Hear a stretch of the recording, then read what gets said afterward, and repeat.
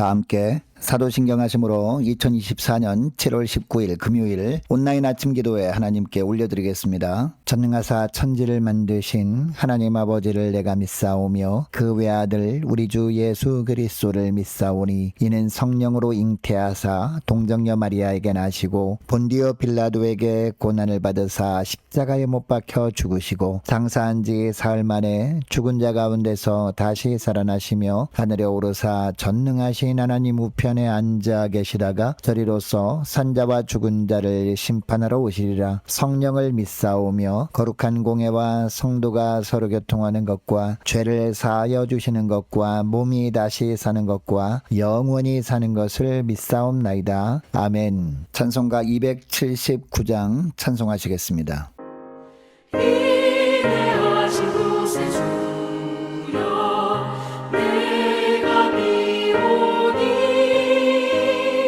죄인오라 하실 때에 날 부르소서. 주여 주여 내가 비오니 죄인오라 하실 때에 날 부르소서. 자비하신 보좌 앞에 꿇어 엎드려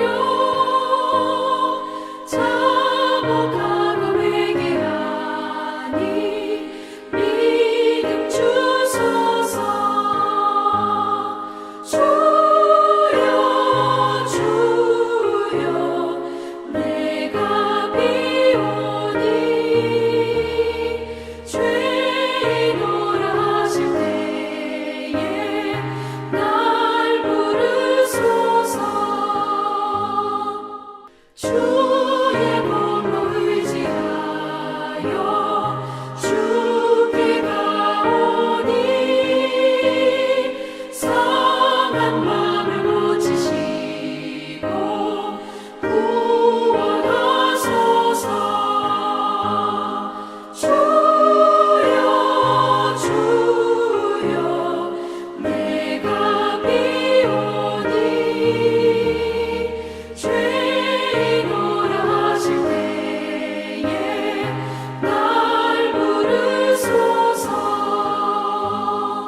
만복 큰 얼굴의 주여 위로하소서. 우리 주와 같으시니 어디 있을까. 주여 주여 내가 비오니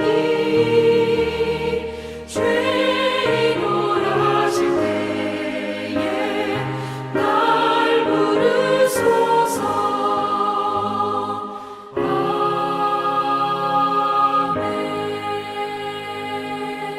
하나님 아버지 감사합니다. 오늘도 또 새로운 금요일 하루를 저희들이 허락하시고 오늘 하루도 여러 가지 어려운 여건 속에서도 오직 말씀을 통해서 주님께서 인도하시는 길로만 따라감으로 말미암아 승리의 축복을 누리게 하시려고 저희들을 불러주심에 감사드립니다. 주님 부르심에 순종함으로 나와 이 시간에 주님께서 베푸시는 영의 양식을 먼저 받고 하루를 시작하기를 원합니다. 하나님 오늘도 주님께서 베푸시는 말씀을 통해서 저들이 오늘 하루 어떤 삶을 살기를 주님이 원하시는지 바르게 알게 하시고 또 순종케 하여 주셔서 하나님 오늘도 믿음으로 승리하는 복된 하루가 될 수 있도록 은총 누려 주옵소서. 감사드리오며 우리 주 예수 그리스도의 이름으로 기도드리옵나이다. 아멘. 자, 이 시간에 하나님이 주시는 말씀은 예레미야 29장 15절부터 32절까지 말씀 보겠습니다. 자, 화면을 보시면서 예레미야 29장 15절부터 우리 한 절씩 합독하시겠습니다. 너희가 말하기를 여호와께서 우리를 위하여 바벨론에서 선지자를 일으키셨느니라. 다윗의 왕좌에 앉은 왕과 이 성에 사는 모든 백성 곧 너희와 함께 포로되어 가지 아니한 너희 형제에게 여호와께서 이와 같이 말씀하셨느니라. 만군의 여호와께서 이와 같이 같이 말씀하시되 보라 내가 칼과 기근과 전염병을 그들에게 보내어 그들에게 상하여 먹을 수 없는 몹쓸 무화과 같게 하겠고 내가 칼과 기근과 전염병으로 그들을 뒤따르게 하며 그들을 세계 여러 나라 가운데에 흩어 학대를 당하게 할 것이며 내가 그들을 쫓아낸 나라들 가운데에서 저주와 경악과 조소와 수모의 대상이 되게 하리라. 여호와의 말씀이니라. 너희들이 내 말을 듣지 않았기 때문이니라. 내가 내 종 선지자들을 너희들에게 꾸준히 보냈으나 너희는 그들의 말을 듣지 않았느니라. 여호와의 말씀이니라. 그런즉 내가 예루살렘에서 바벨론으로 보낸 너희 모든 포로여 여호와의 말씀을 들을지니라. 만군의 여호와 이스라엘의 하나님께서 골라야의 아들 아합과 마아세야의 아들 시드기야에 대하여 이와 같이 말씀하시니라. 그들은 내 이름으로 너희에게 거짓을 예언한 자라. 보라 내가 그들을 바벨론의 왕 느부갓네살의 손에 넘기리니 그가 너희 눈앞에서 그들을 죽일 것이라. 바벨론에 있는 유다의 모든 포로가 그들을 저주거리로 삼아서 이르기를 여호와께서 너를 바벨론 왕이 불살라 죽인 시드기야와 아합 같게 하시기를 원하노라 하리니 이는 그들이 이스라엘 중에서 어리석게 행하여 그 이웃의 아내와 간음하며 내가 그들에게 명령하지 아니한 거짓을 내 이름으로 말함이라. 나는 알고 있는 자로서 증인이니라. 여호와의 말씀이니라 하시니라. 너는 느헬람 사람 스마야에게 이같이 말하여 이르라. 만군의 여호와 이스라엘의 하나님께서 이와 같이 말씀하여 이르시되 내가 내 이름으로 예루살렘에 있는 모든 백성과 제사장 마아세야의 아들 스바냐와 모든 제사장에게 글을 보내 이르기를 여호와께서 너를 제사장 여호야다를 대신하여 제사장을 삼아 여호와의 성전 감독자로 세우심은 모든 미친 자와 선자 노릇을 하는 자들을 목에 씌우는 나무고랑과 목에 씌우는 쇠고랑을 채우게 하시면을 이제 내가 어찌하여 너희 중에 선지자 노릇을 하는 아나도 사람 예레미야를 책망하지 아니하느냐. 그가 바벨론에 있는 우리에게 편지하기를 오래 지내야 하리니 너희는 집을 짓고 살며 밭을 일구고 그 열매를 먹으라 하셨다 하니라. 제사장 스바냐가 스마야의 글을 선지자 예레미야에게 읽어서 들려줄 때에 여호와의 말씀이 예레미야에게 임하여 이르시되 너는 모든 포로에게 전언하여 이르기를 여호와께서 느헬람 사람 스마야를 두고 이같이 말씀하셨느니라. 내가 그를 보내지 아니하였거늘 스마야가 너희에게 예언하고 너희에게 거짓을 믿게 하였도다. 그러므로 여호와께서 이와 같이 말씀하시니라. 보라 내가 느헬람 사람 스마야와 그의 자손을 벌하리니 그가 나 여호와께 패역한 말을 하였기 때문에 이 백성 중에 살아남을 그의 자손이 하나도 없을 것이라. 내가 내 백성에게 행하려 하는 복된 일을 그가 보지 못하리라 하셨느니라. 이것은 여호와의 말씀이니라. 아멘. 여러분 신약성경 맨 마지막에 나오는 요한계시록 후반부를 보면요. 종말의 때 일어나는 특징들 중에 하나가 외부적인 기독교 박해 그리고 거짓 선지자의 등장입니다. 그런데 외부적인 기독교 박해는요. 심각하면 심각할수록 교회가 위축되기는커녕 오히려 영적으로는 부흥했습니다. 그러나 교회 안에서 일어나서 교회를 분열시켰던 거짓 선지자는 다릅니다. 많은 성도들이 이런 거짓 선지자들의 미혹에 넘어갑니다. 그래서 교회가 분열되고 영적인 힘이 약해져 버립니다. 기도의 동력도 상실해 버리기도 합니다. 이것이 지금까지의 교회 역사이고 앞으로도 일어날 일들입니다. 마태복음 24장 11절에도 보면 예수님께서 친히 마지막 날에 이 거짓 선지자들이 일어날 것에 대해서 말씀하십니다. 거짓 선지자들이 많이 일어나서 많은 사람을 미혹할 것이라고 합니다. 그리고 베드로후서 2장 1절에도 보면 베드로 사도가 말세에 일어날 거짓 선지자에 대해서 말합니다. 그러나 백성 가운데 또한 거짓 선지자들이 일어났었나니 이와 같이 너희 중에도 거짓 선생들이 있으리라. 그들은 멸망하게 할 이단을 가만히 끌어들여 자기들을 사신 주를 부인하고 임박한 멸망을 스스로 취하는 자들이라 라고 합니다. 저 오늘 본문에 보면 예레미야가 이미 바벨론의 포로로 끌려간 유다 백성들에게 편지를 보냈습니다. 7절에 보니까 바벨론의 평안을 위해 기도하고 또 바벨론 왕을 위해 기도하라는 내용이었습니다. 이렇게 편지한 이유가 무엇이었습니까? 하나님께서 바벨론의 평안에 관심을 두기 때문이 아니라 바벨론에 끌려간 하나님의 언약 백성들에 대한 관심 때문이었습니다. 바벨론이 평안해야 그곳에서 유배 생활을 하고 있는 언약 백성들이 평안한 가운데 하나님을 믿는 신앙생활을 더 잘할 수 있기 때문이었습니다. 그래서 하나님은 예레미야를 통해 편지를 보내서 바벨론 포로 생활을 뱀처럼 지혜롭고 비둘기처럼 순결하게 지내게 하신 것이었습니다. 하나님이 정하신 회복의 때까지 70년 동안 바벨론에서 살아야 하니까 바벨론에 대항하거나 자극하지 말고 바벨론에서 믿음을 지키며 자신과 가정을 잘 세우며 지혜롭게 처 처신해야 한다라는 겁니다. 자, 오늘 본문은요, 바벨론에서 스스로 일어난 거짓 선지자들과 유다 땅에 남은 백성들에 대한 말씀입니다. 자, 15절을 보니까 백성들은 여호와께서 우리를 위하여 바벨론에서 선지자를 일으키셨다라고 말합니다. 그러나 31절 하반절을 보면 내가 그들을 보내지 아니할거늘 스마야가 너희에게 예언하고 너희에게 거짓을 믿게 하였도다라고 합니다. 먼저 16절부터 19절까지 말씀은요, 바벨론으로 끌려가지 않고 예루살렘에 남아있는 모든 자들을 심판하신다라는 내용입니다. 자, 17절 하반절부터 보면요, 이들에게 하나님께서 어떻게 심판하시며 또 왜 심판하시는지를 말씀하십니다. 칼과 기근과 전염병으로 심판하심으로 몹쓸 무화과 같이 되게 하겠다라는 겁니다. 자, 그리고 18절 하반절 말씀을 보면 이들을 세계 여러 나라 가운데 흩어지게 하심으로 말미암아 학대를 당하게 하시고 수모를 당하게 하신다라고 하십니다.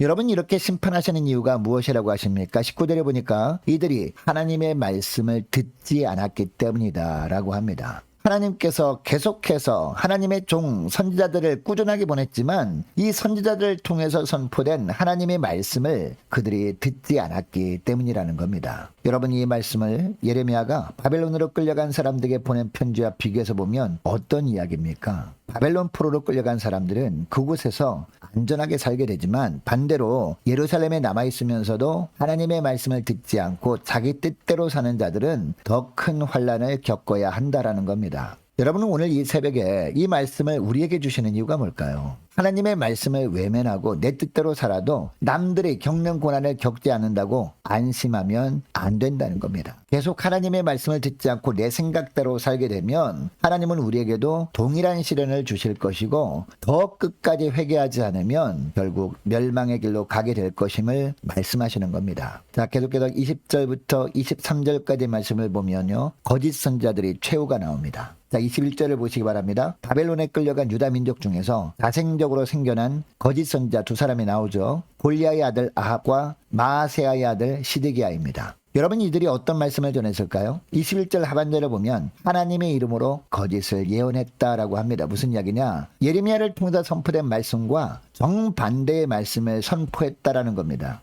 예레미야는 바벨론에 끌려간 유다 백성들에게 보낸 편지를 통해서 어떤 말씀을 전했습니까? 바벨론에서 70년 동안 살아야 하니까 그곳에 잘 정착해서 살면서 그 땅을 위해 기도하라고 했습니다. 그런데 거짓 선지자 두 사람, 이 아합과 시드기야는요, 예레미야가 보낸 편지를 읽어본 후에 정반대의 말씀을 선포했다라는 겁니다. 하나님께서 바벨론을 망하게 하실 것이고 유다 백성들은 곧 예루살렘으로 돌아가게 하실 것이라는 이야기를 하고 다닌 겁니다. 그러나 21절 하반절을 보니까 이 두 사람이 이렇게 한 것이 바벨론 왕과 왕의 신하들을 자극하였고 분노케 하였습니다. 그 결과 어떻게 되었습니까? 22절을 보니까 바벨론의 느부갓네살 왕이 이 두 거짓 선지자를 사로잡아서 불살라 죽여버립니다. 이렇게 한 것을 21절에서는 어떻게 평가하고 있습니까? 하나님께서 이 두 사람을 바벨론 왕 느부갓네살의 손에 넘기신 것이다 라고 합니다. 즉 하나님께서 바벨론 왕을 통해서 이 두 사람을 심판하셨다라는 겁니다. 그리고 24절부터 보니까 또 다른 거짓 선지자 스마야가 나옵니다. 그리고 스바냐라는 사람도 나옵니다. 25절에 보면요, 이 스바냐는 당시 제사장이었습니다. 그리고 성전의 감독자로 세움받은 자였습니다. 25절 하반절 말씀을 보니까 거짓 선지자 스마야가 스바냐에게 편지를 보냅니다. 그 편지 내용이 26절 중반절에 나오는데요. 26절 중반절을 보니까 하나님께서 스바냐를 세우신 것은 모든 미친 자와 선지자 노릇을 하는 자들을 처벌하기 위함이다 라고 합니다. 27절을 보면 그러니까 선지자 노릇을 하는 예레미야를 처벌하라 라는 겁니다. 예레미야가 전한 바벨론 포로 생활 70년은 백성들을 낙심케 하는 거짓말이라는 겁니다. 그러나 스바냐는 지혜가 있는 자였습니다.